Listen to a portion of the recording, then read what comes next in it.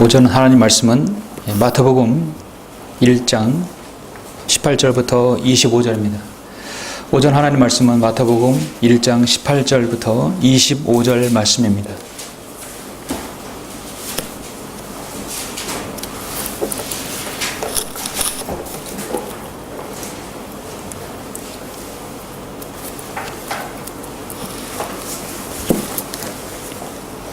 제가 18절부터 25절까지 봉독해 올리겠습니다.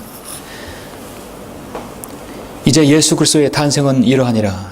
그의 모친 마리아가 요셉과 정혼하였으나 동침하기 이전에 성령으로 잉태된 것이 그녀에게 나타났더라. 그녀의 남편 요셉은 의로운 사람이라. 그녀를 공개적인 본으로 삼기를 원치 않고 은밀히 버리려고 작정하더라. 그러나 그가 이 일을 생각하고 있을 때에 보라, 주의 천사가 꿈에 그에게 나타나 말하기를, 너 다윗의 아들 요셉아, 내 아내 마리아를 내게 데려오는 것을 두려워 말라. 그녀에게 잉태된 아기는 성령으로 된 것이라. 그녀가 한 아들을 낳으리니 너는 그의 이름을 예수라 하라. 이는 그가 자기 백성을 그들의 죄들에서 구원할 것이기 때문이니라 하였고 하니라. 이제 이 모든 일이 일어난 것은 선지자를 통하여 주에 관해 말씀하신 것을 이루려 함이라. 말씀하시기를, 보라, 한 처녀가 잉태하여 한 아들을 낳으리니 그의 이름을 임마누엘이라 하리라 하셨으니 이를 해석하면 우리와 함께 하시는 하나님이라. 그 후 요셉이 잠에서 깨어 일어나 주의 천사가 그에게 분부한 대로 행하여 자기 아내를 데려왔고, 그녀가 첫 아들을 낳기까지 그녀를 알지 아니하였다가 낳으니 그가 그의 이름을 예수라 하더라. 아멘. 주님의 탄생에 관한 지금 말씀이죠. 이미 주님은 왕의 계보로서 마태복음 1장 1절로부터 시작해서 주님의 계보가 나옵니다. 그리고 주님의 탄생과 관련한 지금 말씀이 제시됩니다. 오늘 이 말씀을 위해서 잠시 기도드리겠습니다.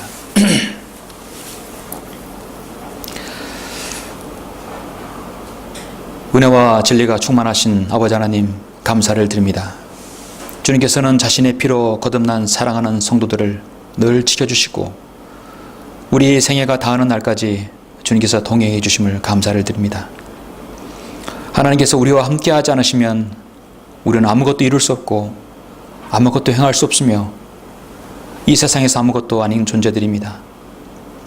세상에서 비천하고 어리석으며 무가치한 저희들을 주님의 보혈로 깨끗이 쳐주시고 이제 주님의 아들들로, 하나님의 아들로 삼아주셔서 주님의 사역을 이루게 해주시고 우리 자신을 통하여 복음과 진리가 전파될 수 있도록 인도해 주심을 감사합니다. 사랑하신 아버지 하나님, 여기는 모든 지체들의 주님 말씀을 사랑합니다. 그리고 주님 편에 서길 원합니다.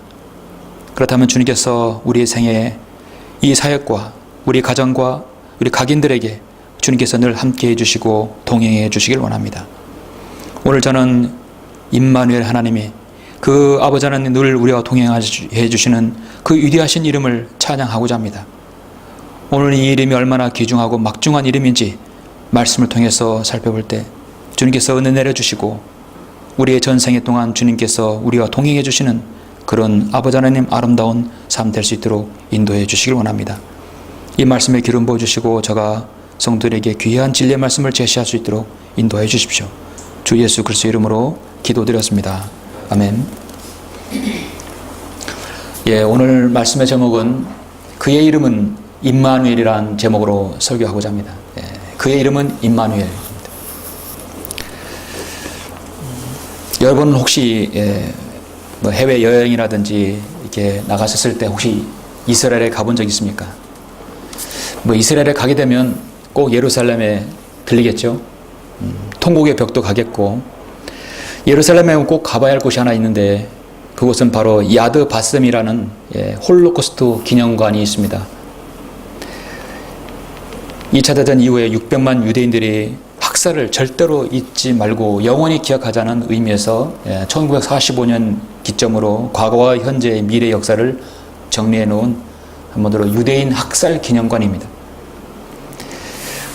어린 아이들의 희생을 기념하는 기념탑도 거기가 있는데 거기에는 어린아이 10명을 끌어안고 있는 한 어른의 동상이 있습니다. 그 동상의 이름이 뭐냐면 코르작과 게토의 어린이들이라는 제목의 동상이에요. 이 코르작은 사람 이름입니다. 폴란드의 아동 작가이며 그리스도인 교육자입니다. 독일 나치가 계속해서 나라를 점령할 때 폴란드의 유대인 학교를 급습했었습니다. 교실에서 공부하던 유대인 아이들이 겁에 질려 부들부들 떨고 있었을 때 이 코르작이라는 이 교육자는 양팔을 그 자신의 그 학생들 아이들을 감싸 안으면서 절대 이 아이들은 내놓지 않을 것이라고 말합니다. 독일군 장교가 당신은 보니까 유대인이 아니니까 놔둘 테니까 선생은 물러나고 당신의 그 유대인 아이들을 빨리 넘겨주시오. 코르작은 필사적으로 독일군에 저항하면서 아이들은 내놓을 수 없다 끝까지 버텼습니다. 결국 아이들과 함께 가스실로 향하는 트럭에 같이 올라탄 것입니다. 자신은 유대인이 아니기 때문에 가스실에 들어가지 않을 수 있었지만 스승으로서 정말 두려움에 떨고 있는 그 아이들을 마냥 보낼 수는 없는 것이었습니다. 그는 가스실을 향하는 트럭에 올라타고 실제로 가스실에 같이 그 아이들과 함께 들어간 것이죠. 가스실에 들어가서 죽음 앞에 떨고 있는 아이들을 향해 아이들을 위해서 같이 감싸 안으면서 기도하는 것입니다. 같이 기도했을 때 아이들이 말하는 것입니다.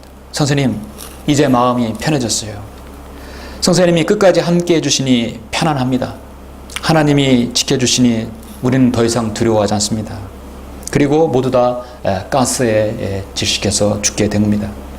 근데 그 코르작이라는 이 그리스도인 교육자가 어린 아이들을 안고 있는 그 동상이 바로 이제 야드 바셈이라는 기념관에도 있습니다. 언제 가게 되면 꼭 한번 보고 싶은 동상이죠. 여러분들도 인생에 살면서 아주 어려움을 겪고 있을 때 누군가가 여러분을 정말 같이 하고 동행해 준다는 것이 동행을 하는 사람이 있다고 한다면 정말로 여러분 그거보다 힘이 되는 것이 어디 있겠습니까? 가장 어려울 때 동행하는 것은 평생 잊지 못하는 것입니다. 또 잊을 수 없는 것이죠. 진정한 사랑은 끝까지 함께하는 사랑입니다. 하물며 우리와 함께 하시는 하나님의 사랑은 어떻습니까? 하나님께서 한번 여러분을 사랑해 주시면 거절하는 분이 없어요. 거절할 데가 없습니다. 하나님의 사랑은 우리에게 일시적인 사랑도 아니고 제한적인 사랑도 아닙니다. 그 누구라도 무제한적이고 끝까지 죽기까지 주님은 사랑하십니다. 늘 동행해 주신다는 약속이 있죠. 그것이 바로 갈보리 십자가의 우리 주님의 사랑인 것입니다. 갈보리의 사랑은 변함이 없고 또 무제한적이고 그 누구와도 놀라운 사랑을 보여주고 있습니다. 아무리 환경과 처지가 다르고 배우지 못했어도 배워도 가난해도 그 빈부귀천에 두지 않고 무제한적으로 주님께서 사랑해 주시는 것이 갈보리의 사랑입니다. 하나님께서 우리와 함께 하시다. 그래서 보통 사람들은 이제 개신교 사람들은 교회 다니면 임마누엘이라는 말을 씁니다. 사실 임마누엘이 너무너무 아름답고 좋은 이름이라고 저는 여겨집니다. 그래서 우리 임마누엘이라는 부분을 자주 쓰고 싶어요. 하나님이 우리와 함께 하시다라는 말로 일반적으로 사람들은 말하는데 정확하게 말씀드리면 우리와 함께 하시는 하나님이에요. 임마누엘이라는 것은 히브리어입니다. 그래서 그대로 음역해서 놓은 것이에요. 다른 해석이 없기 때문에. 그래서 임이라는 말은 함께라는 뜻이고 마누라는 뜻은 히브리어로 우리라는 뜻이거든요. 우리와 함께 하시는 엘은요 엘로힘이죠. 엘로힘 하나님이라는 뜻이죠. 그래서 임마누엘은 우리와 함께 하시는 하나님, 즉 예수 그리스도의 그 이름이십니다. 존귀하신 이름 중에 하나예요. 히브리어 세 단어가 합성되어서 하나로 만들어진 것이 임마누엘입니다. 오늘 저는 설교를 통해서 우리와 함께 하시는 하나님에 대해서 실질적으로 여러분에게 힘과 위로가 되시는 그 시간이 되었으면 합니다. 본문을 보시면 여러분 마태복음이죠. 마태복음은 예수님의 제자였던 세리 마태가 기록한 것입니다. AD 64년 경이나 66년 경에 기록한 것이죠. 사도 바울도 이때 서신서를 기록했을 시기죠. 우리가 흔히 이제 성경을 사서 보면은 창세기도 시작하고 또 마태복음도 시작합니다. 근데 마태복음을 처음에 읽을 때 어려운 난제에 많이 빠질 수 있어요. 왜냐하면 교리적으로 난해한 부분이 간혹 그곳에 들어있기 때문입니다. 그러나 신약 성경을 처음 읽으려면 마태복음부터 읽지 않고 요한복음부터 읽는 게 좋아요.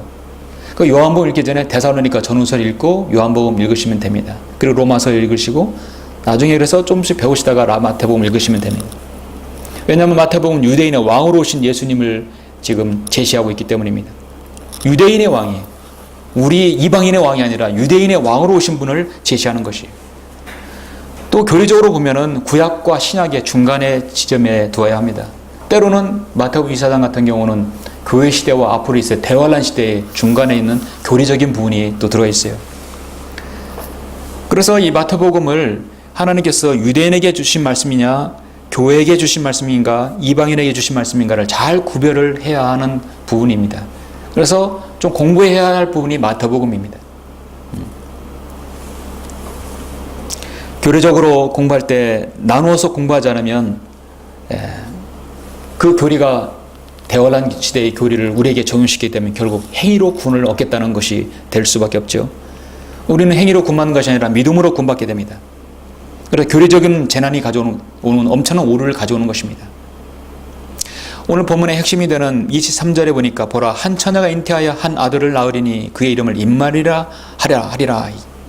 이 말씀은 이를 해석하면 우리와 함께 하시는 하나님이라. 이사야 7장 14절에서 이미 예언에 기초한 말씀입니다. 마태는 이 말씀이 이사야 7장 14절에서 이미 예언했던 것을 알고 있어요.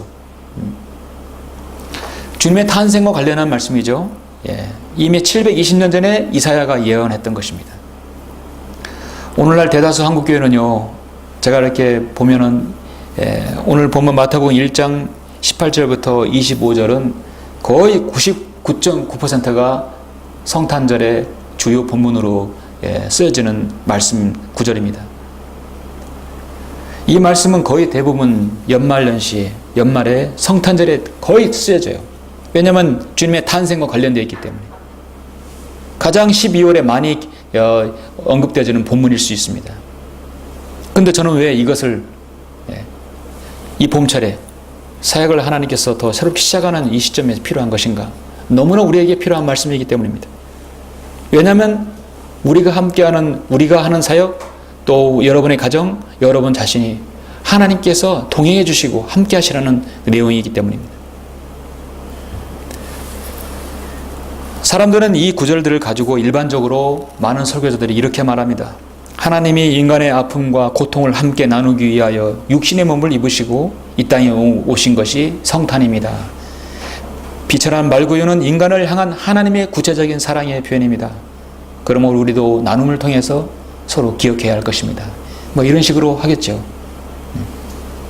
그러나 저는 오늘 이 말씀이 실제적으로 이 마지막 시대에 우리가 성경을 믿고 또 실행하는 독립 침례교로서의 사역을 시작하는 시점에서 그 무엇보다도 중요한 말씀이라고 저는 생각합니다.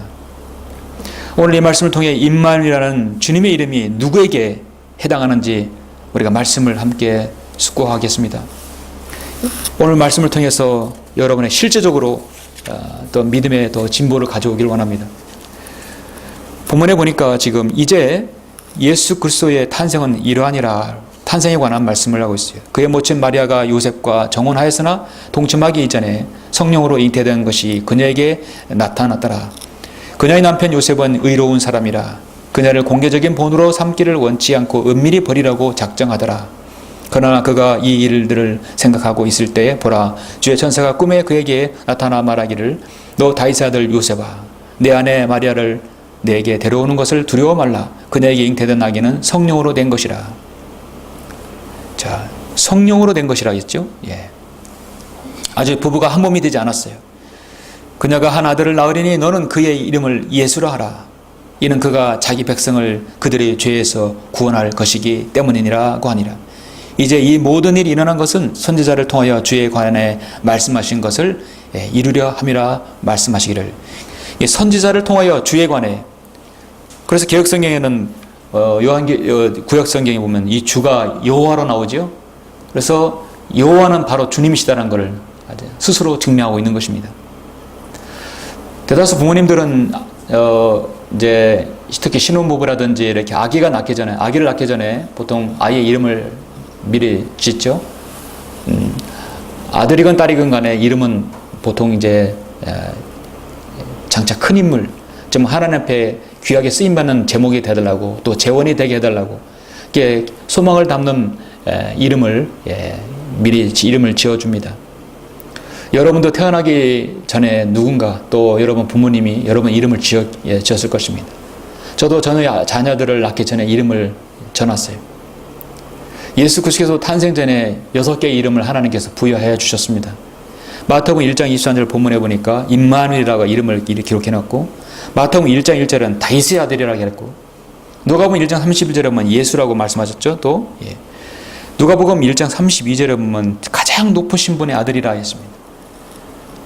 또 하나님의 아들이라 기록하고 있습니다. 그리고 마태복음 1장 16절에서 보면은 바로 그리스도라는 예수가 나시니라, 바로 그리스도. 우리 주님의 이름은요, 이렇게 많은 이름들이 있어요. 그리스도, 기름 부음 받은 분, 하나님의 아들, 신성, 가장 높은 분의 아들, 신성이죠. 예수 그리스도. 예수는 바로 여기 있는 말씀처럼 자신이 자기 백성을 그들의 죄에서 구원할 분, 바로 예수. 그리고 왕의 아들, 왕이신 분인 다윗의 아들. 그리고 오늘 본문에 우리와 함께 하시는 하나님, 가장 친근하고 밀착되고 여러분이 정말 여러분 전생에 오래 기억할 수 있는, 평생 잊지 못할 이름, 임마누엘입니다. 사실 임마누엘이라는 말씀을 우리가 자주 쓰기를 원합니다. 왜냐하면 늘 우리와 동행하기를 원하는 것입니다. 예수 그리스도는 우리를 구원하신 이름이에요. 높고 존귀하신 이름입니다. 주 예수 그리스도. 그분은 바로 이름이 임마누엘인 것입니다. 그래서 오늘 제 말씀 제목은 그의 이름은 임마누엘입니다. 임마누엘은 누구와 함께 하시는 하나님인가, 누구와 함께 하시는 이름인가를 보고자 하는 것입니다. 하나님께서는 말씀을 통해서 두 부류에게 함께 하신다고 했습니다. 첫 번째는 그의 이름을 임마누엘, 그 존귀하신 이름은 누구에게 주시는 것인가? 첫 번째는 자기 백성입니다. 자기 백성 이스라엘에게 주시는 이름인 것이죠. 본문 23절부터 보시면, 보라, 한 처녀가 잉태하여 한 아들을 낳으리니 그의 이름을 임마누엘이라 하리라 하셨으니, 이를 해석하면 우리와 함께 하시는 하나님이라. 그 요셉이 잠에서 깨어 일어나 주의 천사가 그에게 분부한 대로 행하여 자기 아내를 데려왔고, 그녀가 첫 아들을 낳기까지 그녀를 알지 아니했다가 낳으니 그가 그의 이름을 예수라 하더라. 첫 아들이 있다는 얘기, 뒤에 아들이 있다는 얘기죠. 예수 그리스도는 성령으로 잉태했지만 이 아들은 결혼한 이후로 낳은 자녀들이죠. 이 말씀은 말씀드렸듯이 이사야 7장 14절에서 이미 제시된 말씀입니다. BC 742년에 기록된 말씀. 그러므로 주께서 친히 한 표적을 너희에게 주시리라. 보라, 한 처녀가 임신하여 한 아들을 낳으리니 그의 이름을 임마누엘이라 하리라. 그것이 예언이 700년 이후에 이루어졌던 것이죠. 그리고 9장 6절에 보니까 여러분, 잠시 여러분 함께 보셔야 할 것 같습니다. 여러분, 이사야 방금 7장 14절을 보았고요. 이사야 여러분 9장 6절을 한번 보시겠습니다. 이사야 9장 6절 보시면,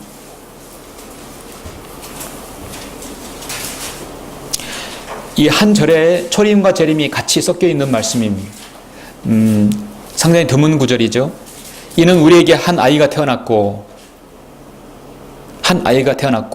그렇죠? 바로 초림입니다.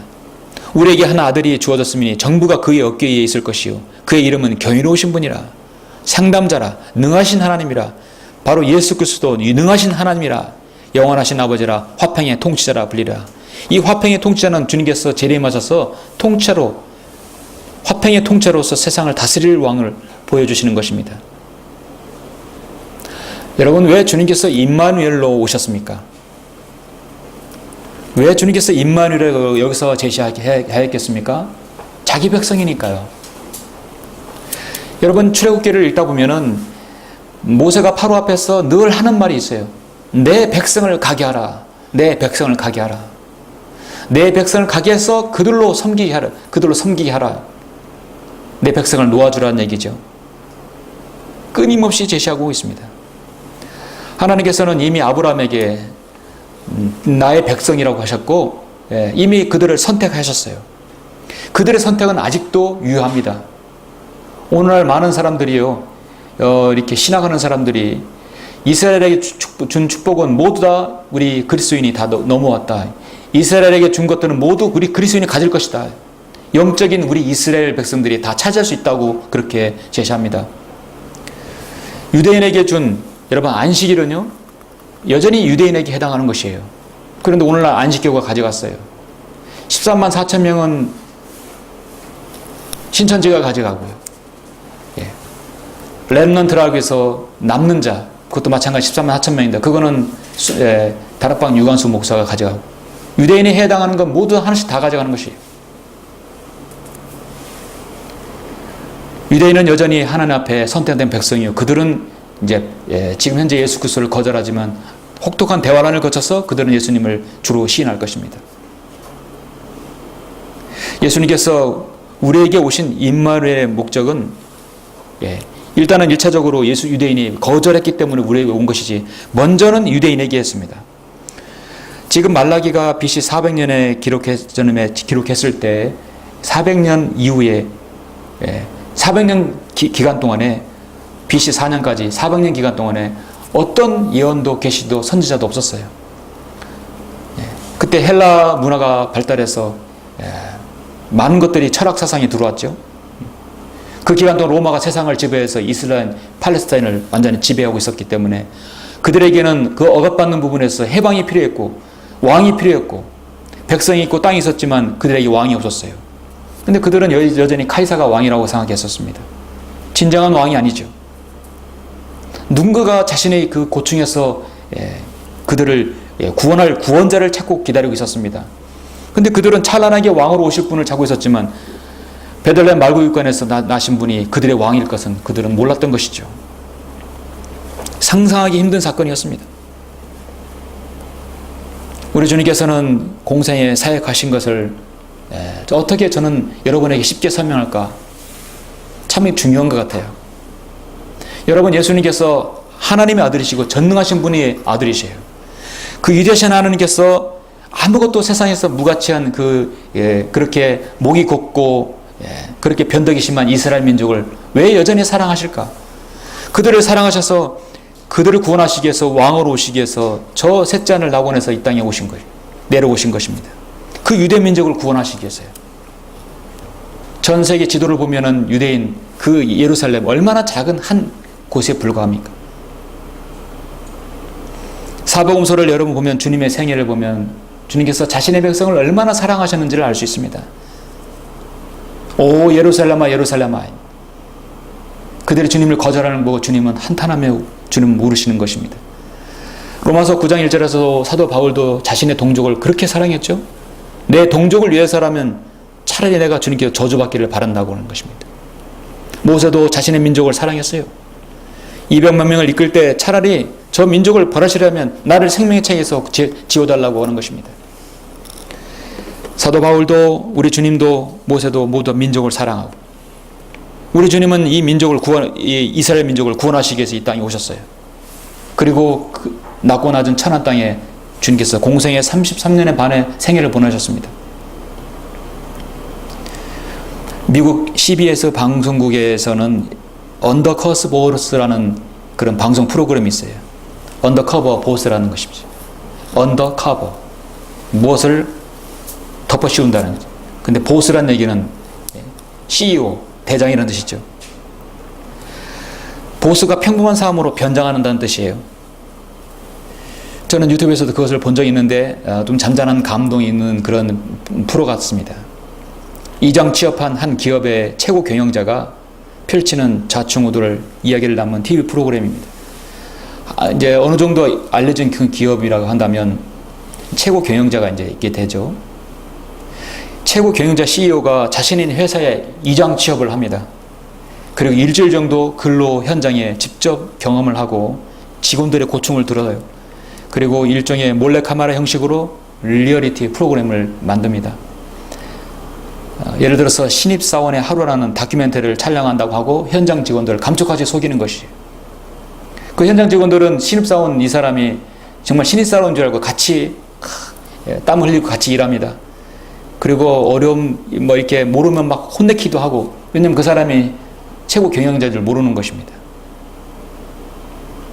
왜 그렇게 하는 것인가? 현장에서 닥치는 어려움들이 자신의 직원들이 그런 거를 경영자가 알게 되면 경영하는 데 도움이 되기 때문에 하는 것이죠. 최고 경영자가 한 번도 하지 않은 변기 막힌 것도 뚫게 되고, 오물을 손으로 만지고, 핫도그를 판매하기 위해서 할당량을 채워야 하는 것 때문에 또 굴욕도 불사해야 하고, 허드렛 일도 하고, 직원들의 고충도 듣고, 그렇게 해서 일주일을 보냅니다. 마지막 하이라이트는 뭐냐면 많은 직원들을 다 모아놓고 자신의 신분을 밝히는 것이야. 내가 사실은 이 회사 회장이에요. 그래서 사람들은 엄청나게 놀라죠. 그리고 함께 일했던 사람들을 불러와서 그들의 고충들을 하나씩 해결해 줍니다. 그렇게 해서 해피엔딩으로 끝나는 것이죠. 잔잔한 감동을 주고, 최고 경영자는 실질적인 직원들의 고통을 들어서 경영 일선에서 도움되게 하는 것입니다. 그런데 여러분, 이런 것들은 다 인간의 한계가 있어요. 그 대기업 회장, 그 CEO가 그 삶의 현장에 투입되는 건 겨우 일주일이에요. 한마디로 쇼이죠. 회장이 평생 동안 말단징으로 일하는 것은 아닙니다. 단 일주일 해보는 거예요. 결국 회장은 자신의 신분을 밝히고 자선은도 베풀고 다시 그는 우월적인 지위에 누리게 되고, 반면에 직원들은 한동안 그 신분상의 굴레나 그 은인에 대한 열등의식에서 벗어나지 못할 수도 있습니다. 최고 경영자가 일용직 노동자를 위해서 노동자와 같이 일주일 동안 경험하고 나서 그 일용직 사원을 위해서 열악한 환경에 진정한 아픔을 느끼고 자신의 전 재산을 털어서 그 일용직 사원들을 전부 다 나눠줘서 다 베풀고 그렇게 자선사업했다는 그런 경영자는 아직 없었습니다. 모두 한순간의 쇼이기 때문입니다. 자신의 전 재산을 털고 다 털어서 일용직 그 근무자를 위해서 베푼 건 그런 사례는 없어요. 다만 알기 위해서 일주일간 맛본 것 뿐이에요. 여러분, 우리 주님은 어떤 분이십니까? 우리 주님께서는 이 땅에 인간과 하나님의 중보자가 되기 위해서 이 땅에 체험으로 약 일주일, 1년 있는 게 아니었었어요. 자신의 전 생애를 이 땅에 내려오신 것입니다. 우리 주님은 하나님과 동등한 분이세요. 우주 만물의 창조주시고 우리 주님께서 주인이십니다. 무한한 영광과 권위가 있으신 분이 실제 우리 인간으로 오신 것이에요. 가난한 목수의 아들로 태어나 비천하고 헐벗고 가난을 몸소 체험하신 분이십니다. 주님께서는 더 이상 낮아질 수 없는 정도로 낮아지셨고, 인간에게 재판을 받으시고 굴욕을 당하시고 침뱉음을 당하시고, 심지어 머리에 가시관을 주시고 채찍을 맞으시고 양손과 양발에 굵은 대못을 박히셔서 우리를 위해서 갈보 십자가의 보혈로 우리를 구원해 주신 것입니다. 자신의 백성 유대인을 위해서, 그 유대인은 왕으로 오셨지만 유대인들은, 예수님은 이런 왕은 없었다, 우리에겐 카이사 외에는 왕이 없다고 주님을 거절하고 십자가에 못 박으라고 넘겨줘 버렸은 것입니다. 여러분, 그 은혜가 우리에게 넘어온 것이죠. 하나님께서 이스라엘 백성과 함께 하시기 위해서, 왜냐하면 그의 이름은 임마누엘이라, 이를 해석하면 우리와 함께 하신 하나님께서 유대인과 함께 하시기 위해서 오셨는데 그들은 거절해 버렸어요. 주님이 쇼를 한 겁니까? 예. 요한복음 3장 10절에서 하나님께서 세상을 이처럼 사랑하셔서 그의 독생자를 주셨으니 이는 그를 믿는 사람은 누구든지 멸망하지 않고 영생을 얻게 하심이니라. 저는 이 말씀을 통해 구원받았습니다. 이 세상을 이처럼 사랑하셔서, 이제 주님은 더 이상 세상을 사랑하지 않으십니다. 2000년 전은 사랑하셔서 자신의 목숨을 내어놓으셨지만 이제는 세상을 사랑하지 말라고 하셨어요. 히브리서 5장 7절에 보면 그는 육체로 계시는 날 동안 자기를 사망에서 구원하실 수 있는 분께 심한 통곡과 눈물로 기도와 간구를 드렸고 하나님께서는 그의 두려워하심을 인하여 들으셨느니라 말씀하고 있습니다. 자신의 백성이 거부당하기까지 주님은 낮아지셨고 백성과 함께 주무셨고 그들과 함께 같이 하셨다는 것이죠. 왜냐하면 우리 주님은 임마누엘 하나님이시기 때문입니다. 자, 그의 이름이 임마누엘. 그 존귀하신 이름은 누구에게 또 주신 것입니까? 바로 여러분 자신의 종들에게 주신 이름입니다. 우리 주님의 이름은 임마누엘. 우리 주님께서 자신의 사역을 감당하는 모든 종들에게 주신 위대한 이름인 것입니다. 여러분 이사야 잠시 48장을 한번 보시겠습니다. 여러분 48장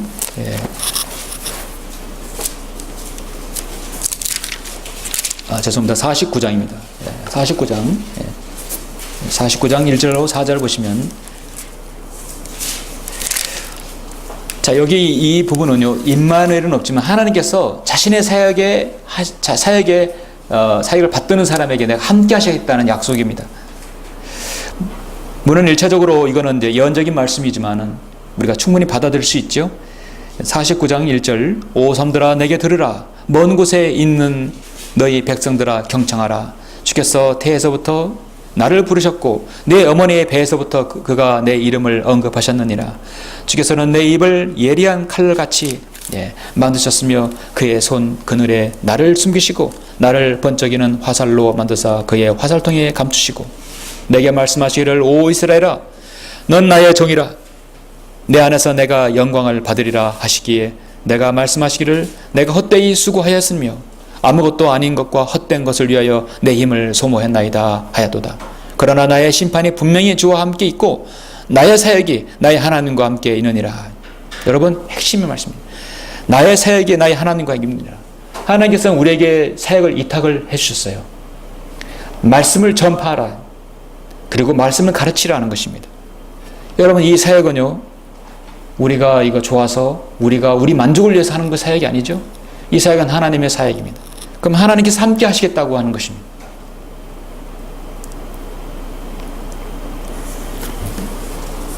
더 구체적으로 보시면 마태복음 28장에서 우리 주님께서 부활하시고 승천하실 때 마지막 하신 말씀이 무엇입니까? 이거는 직접적으로 교회에게 하신 말씀이에요. 그러므로 너희는 마태복음 28장 19절에서 너희는 가서 모든 민족들을 가르치고 아버지와 아들과 성령 한마디로 주지요. 아버지와 아들과 성령 이름으로 침례를 주며 내가 너희에게 명령한 모든 것을 지키게 하라. 보라 내가 세상 끝까지 너희와 항상 함께 있으리라. 너희가 민족들을 가르치고 또 침례를 주고 성경적인 신학교를 한다면 내가 세상 끝까지 너희와 항상 함께 있으리라고 주님께서 약속하셨습니다. 이게 임마누엘인 것입니다.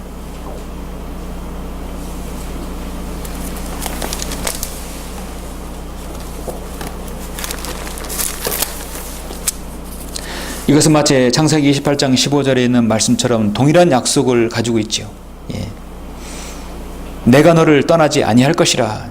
보라 내가 너와 함께 있어. 내가 어디로 가든지 모든 곳에서 너를 지키며 너를 다시 이 땅으로 데려오려니 내가 내게 말한 바를 이룰 때까지 내가 너를 떠나지 아니할 것이라. 하나님께서 야곱에게 약속한 말씀이죠. 떠나지 않겠다는 것이죠. 우리가 하나님의 사역을 잘 받들고 있다고 한다면 하나님께서는 떠나지 않겠다고 약속하십니다.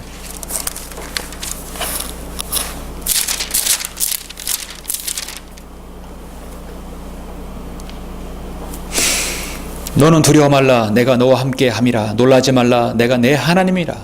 내가 너를 강건하게 하리라. 정녕 내가 너를 도우리라. 정녕 내가 내 의의 오른손으로 너를 높이리라. 이 세상에 있는 모든 세상의 종교들을 향한 하나님의 도전입니다. 그래서 하나님을 바로 섬기는 자신의 종들에게 향한 주님의 위로의 말씀이에요. 이사야 41장 10절의 말씀이에요. 너는 두려워 말라. 내가 너와 함께 함이라. 여러분 그 어떤 일이 있어도 하나님께서 여러분과 함께 하신다는 약속만 있으면 그 보장만 받으면 여러분 무엇이 두려우십니까? 내가 내 하나님입니다. 내가 너를 강건하게 하리라. 정녕 내가 너를 도우리라. 정녕 내가 내 의의 오른손으로 너를 높이리라 했습니다. 여러분 하나님께서 여러분의 생애, 여러분의 가정, 이 교회를 함께 하신다는 걸 여러분 믿으십니까? 여러분 확신하시죠? 확신이 없으면 우리는 자신 있게 사역을 하지 못합니다. 하나님께서 함께 하시겠다고 했는데 무엇이 두렵습니까? 우리 교회는 이번 주부터 공식적으로 찬한 독립침례교회인 교회 이름으로 변경했습니다. 하나님의 말씀의 권위와 사역은 변함이 없습니다. 우리가 이 시점에서 가장 중요한 것은 무조건 하나님께서 우리와 함께 하시라는 그 기도가 아닙니다. 먼저 우리가 하나님 편에 서야 합니다. 그렇죠? 하나님은 항상 옳기 때문에, 하나님의 오른편에 예수 그리스도께서 계신 것은 항상 옳기 때문입니다. 우리가 하나님 편에 선다면 하나님께서는 우리 편에 서는 것이죠. 우리가 하나님 뜻을 따르지 않고 무조건 하나님 우리 편에 되어집사, 이건 잘못된 기도이죠. 하나님께로부터 태어난 사람, 난 사람은 하나님 말씀을 듣느니라고 요한복음 8장에서 말씀하고 있듯이, 하나님께서 바른 말씀, 사역 주시면 그것을 실행하는 거, 순종한다 하면 하나님께서 함께 하시는 것입니다. 우리가 약하고 부족하고 어리석은 거 우리는 알고 있습니다. 문제는 전능하신 하나님께서 우리와 함께 하신다는 약속을, 확답을 받으면, 오늘 말씀드리면 그의 이름은 임마누엘, 하나님께서 우리와 함께 하시는 하나님께서 이 사역을 주도하신다고 확신하신다면 여러분 두려울 것이 없을 것이라 믿습니다. 사람은 변하게 되어 있습니다. 심지도 변하고 초심도 변할 수 있습니다. 그러나 하나님께서는 변하지 않습니다. 우리가 변하지 않으면 하나님은 변하지 않는 것이죠. 어제 저는 아내와 같이 저희 어머니를 모시고 저희 예할머니께 요양 중에 있는 충북 보은의 요양병원에 갔다 왔습니다. 올해 저희 예할머니가 94세입니다. 고령이시죠. 불과 1년 전만 해도 스스로 걸어서 병원에 가셨고, 이제는 이제 무릎 관절 또 몸이 불편해서 스스로 일어나고 또 걷기도 어려운 상황입니다. 그래서 자녀들이 이제 모두 요양병원에서 입원을 해서 시켜서 요양 전문 치료 전문가들에게 모든 걸 맡겼어요. 치료와 요양을 하고 계십니다. 오랜만에 갔는데 너무 몸이 급격하게 좋지 않아서 옛날의 모습과는 다른 모습이었어요. 거기 있는 분들도 그렇고 또 저희들 볼 때도 임종하실 때가 얼마 남지 않았음을 느끼고 있습니다. 하나님께서 고통 없이 데려가시라는 이제 그런 기도를 우리가 하고 있어요. 우리 할머님도 그렇게 기도하고 계시는 것 같아요. 영양죽을 잘 드셔야 되는데 못 드시니까 기력이 없어요. 기력이 없으니까 드실 수 없고 소화력이 없어요. 이게 악순환이 되는 거죠. 드셔야 기력이 생기고 기력이 생겨야 또 드실 수 있는데 못 드시니까 기력이 없어요. 기력이 없으니까 소화를 못 시키고 또 못 드시는 거예요. 점점점 쇠퇴해져 가는 거 있습니다. 우리 함께 기도했습니다. 할머님 마음속에 예수님께서 함께 하심을 믿습니까? 예, 확실하게 믿는다고 했었어요.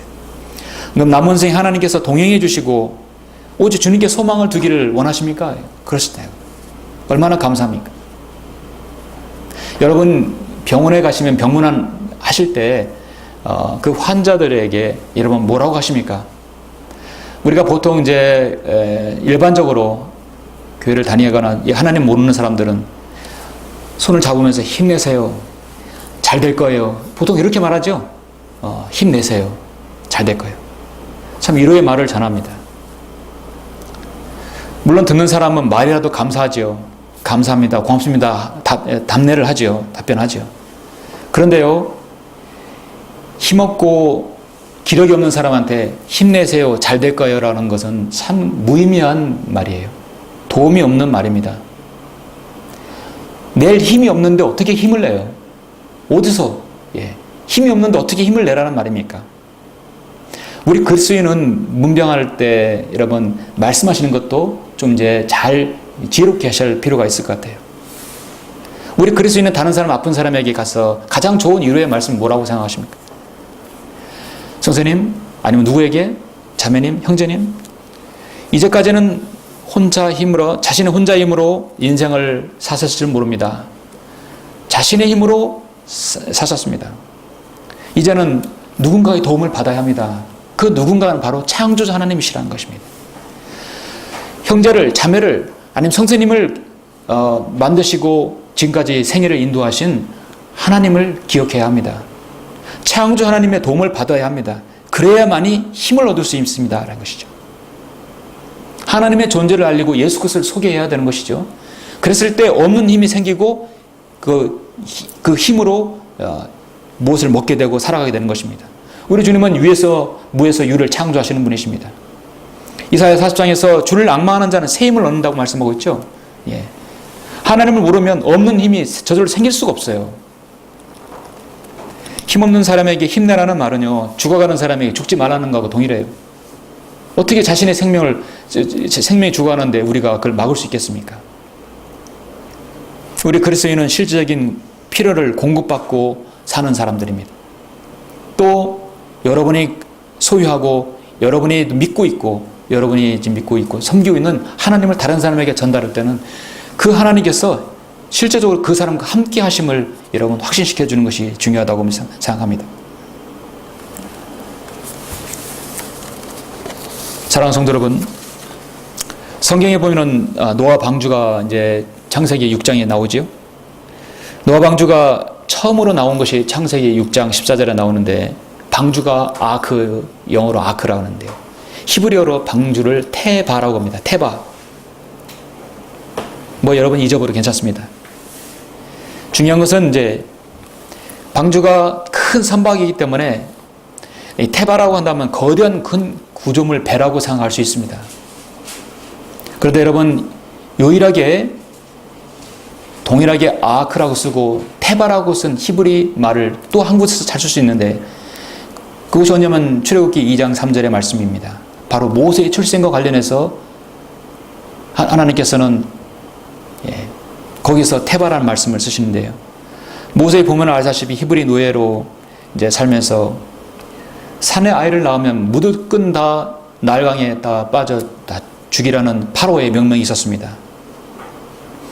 파로의 명령을 어기고 갓 태어난 산의 아이, 즉 모세를 3달 동안 숨겨 두었어요. 더 이상 숨길 수가 없어서 모세의 부모는 갈대 상자를 엮어가지고 날강에 보냈어요.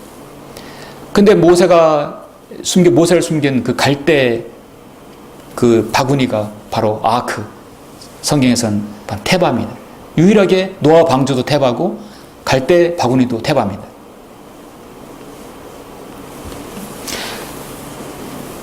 거대한 노아 방주에 비하면 모세의 갈대 상자는 성냥갑에도 지나지 않는 작은 걸 수도 있습니다. 그런데 노아 방주와 모세의 갈대 상자는 똑같이 하나님께서 테바라고 쓰셨고 아크라고 성경 말씀하고 있어요. 여러분 이유가 뭐라고 생각하십니까? 하나님께서 테바라고 말씀하신 것은 그 크기가 중요한 게 아니었습니다. 중요한 것은 거기에 동력이 없다는 것이에요.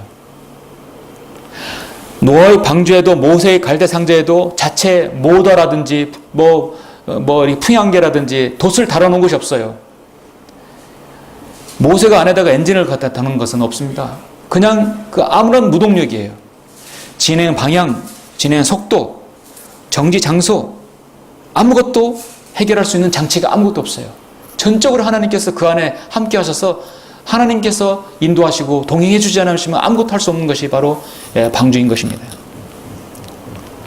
어느 방향으로 나가든 속도가 빠르든 늦든 어디에서 멈추든 그 결정사항은 하나님께 달려있는 것이죠. 그래서 창세기 7장 1절에 보니까 모세의 8가족과 8식구와 모든 동물들이 다 탄 다음에 7장 1절에 보니까 주께서 노아에게 말씀하시를 너와 내 온 집안은 방주로 들어오라. 내가 이 세대에서 내 앞에 의로운 것을 내가 보았습니다. 여러분 방주로 들어와. 여러분 방에서 누군가 똑똑 두드리면 들어와라고 그러죠. 들어오세요 그러죠. 들어가라 하면은 어떻게 있습니까? 자기가 바깥에 있는 거죠. 한국인증성 바른 말씀은 들어오라. 들어오라면 우리 주님이 어디 계신 거예요? 안에 계신 거죠. 근데 개혁성경은 개혁본 들어가라 하겠어요.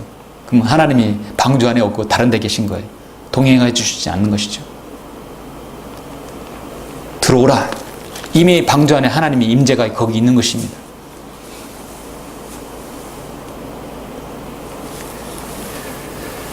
노아의 방주와 모세의 갈대 상자는 크기에서는 비교가 불가능할 정도로 차이가 나지만 하나님께서 그곳에 함께 하시겠다는 그 의미인 것입니다. 여러분의 생애, 여러분의 가정, 우리가 하나님을 받드는 이 사역, 동력이 없어요. 방향을 우리가 모를 수 있습니다. 그러나 모든 방향과 동력, 모든 것은 다 하나님 손에 의탁해야 하는 것입니다. 어떻게 날강에 둥둥 떠다니다가 그게 파라오의 공주에게 그게 다 보여졌을까요? 하나님의 인도하심이 없으면 할 수가 없는 것이죠. 우리가 하나님의 사역을 받드는 데 있어서 또 여러분의 생애 주님을 섬기는 데 있어서 전적으로 하나님께서 인도해 주시지 않고 동행해 주지 않으시면 우리는 어디로든 아무것도 할 수 없는 것입니다. 말씀의 결론을 맺겠습니다. 우리가 하나님께 완전히 항복하고 부복한다면 하나님께서는 전적으로 우리 편이 되어 주십니다. 바로 임마누엘 하시는 것입니다. 바로 여러분의 기도의 제목이 우리와 함께 하시는 하나님, 바로 여러분은 그 이름을 높이 부를 수 있는 것입니다. 우리 인생의 노아 방주처럼 우리 인생은 때로는 거대해질 수 있지만 때로는 초라해질 수도 있습니다. 중요한 것은 여러분의 인생의 동력, 이 사역의 동력이 주님께 있다는 것입니다. 내 뜻과 내 생각, 내 사상이 아니라 오직 하나님께 달려있음을 우리는 인정해야 할 것입니다.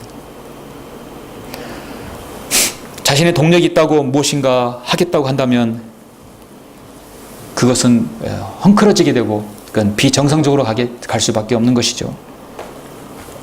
하나님께서 여러분에게 함께 하셨다고 약속해 주신다는 그 약속을 여러분 받으면 그 이상 여러분 우리는 더 필요한 것이 무엇이겠습니까?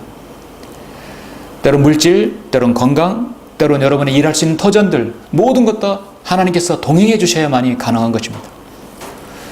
주님께서 여러분을 데리러 오실 전까지 여러분의 생애 동안 정말 하나님께서 함께 하시는 그런 동행하는 삶, 동행하는 사역 되시길 간절히 바랍니다. 기도하시겠습니다.